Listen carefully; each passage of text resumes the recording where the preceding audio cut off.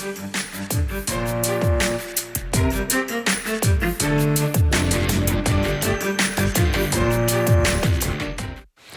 into your News Now Sports, and welcome to Girls Night Out. Every Thursday, a full night of girls hoops. Let's get right to it. Our first game takes us to the Elida Fieldhouse, a Western Buckeye League matchup. The Van Wert Cougars, they're in town, and early on, it's the home team taking the lead. Shea Rager goes up over two defenders in the paint. Nice contested basket there. Later, Van Wert responds with the long ball.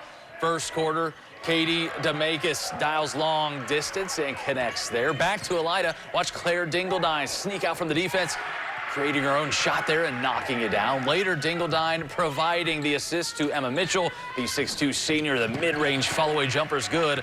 Bulldogs lead 14-3 early on. Second quarter, more the same as Elida starts to pull away. Off the miss, Lily Seifert.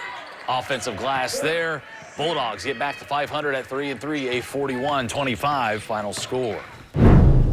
Staying in the WBL, Greg Mock back on the sidelines to lead the Lady Skins squad up against Salina. Picking things up in the second quarter, it's Salina's Rachel Ramel firing, connecting from beyond the arc. Bulldogs ahead by double digits here. Back comes the Wapak Redskins, though. It's junior Dylan Paul hitting from the jumper from just outside the paint to keep Wapak within striking distance. And then the Redskins would display their range courtesy of Abby Hauser from downtown. Ensuing moments now, Salina's Alexa Pearson will get her hand on the pass there, and she'll go ahead and lay it in on the other end. Salina goes on to win this game 58-36 to improve to 2-0 on top of the WBL with Bath and OG. All right, let's go down the road to Minster. The Wildcats are at home against the St. John's Blue Jays. Minster is up by 6 early on. Jenna Belcher makes a long distance call, and the senior cans the triple. Wildcats build their lead here. Well, now it's time for Callie Schmeezing.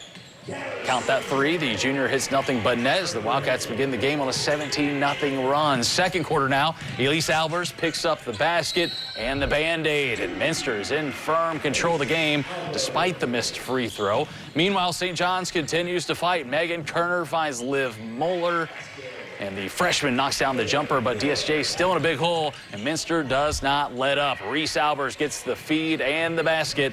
Wildcats roll to a 54-18 final score.